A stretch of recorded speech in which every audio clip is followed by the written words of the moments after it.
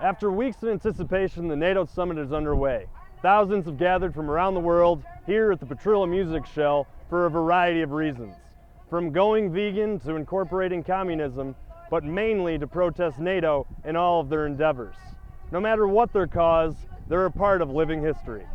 Well, the first reason is that the criminal, illegitimate, unjust, and incredibly violent wars against Afghanistan, but also the threats of war against Iran, the continued involvement in Iraq, the support of Israel, all the violence that NATO and the United States inflicts on the world, I'm here to demand it stop, and I'm here to say that these are wars for empire and imperialism. They are not wars for liberation. They're not wars in the interests of the people.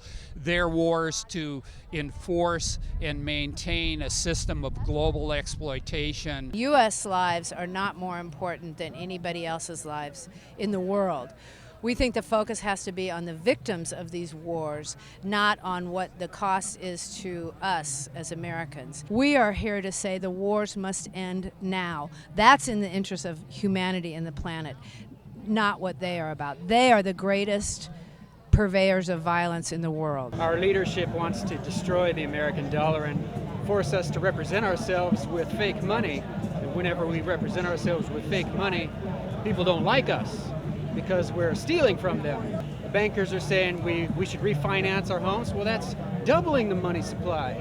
And our president's saying refinance your homes, and that's counterfeiting. For nearly 3 hours, protesters were able to voice their opinion in a public forum. Now comes the time to protest. Demonstrators have gathered here on Congress in anticipation for what might be one of the bloodiest protests in the streets of Chicago. 1, 2, 3, test. Ouais. Test, comme ça te suffit ou bien?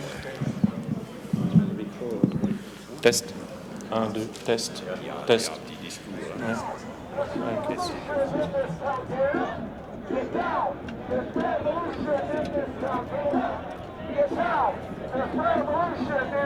Okay.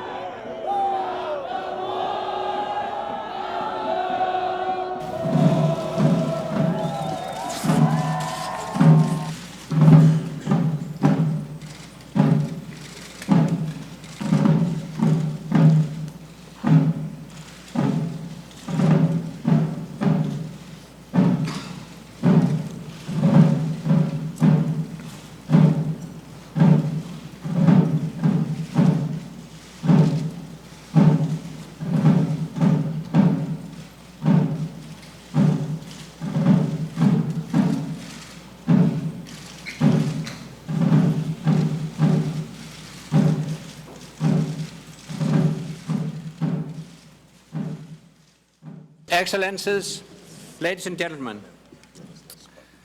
we are gathered here in Chicago to reaffirm our commitment to defend the freedom and security of all our citizens. We will continue to play our full part in building a world that is safer and more secure. As we meet here, over 135,000 men and women are deployed on NATO-led operations.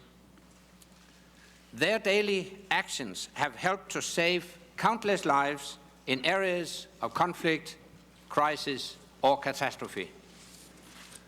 Our soldiers, sailors, airmen, and Marines, standing shoulder to shoulder with personnel from our partner nations, put their lives on the line every day so that we can enjoy our lives free from fear and danger. For over 65 years, our alliance has been the bedrock of our common security, our freedom, and our prosperity.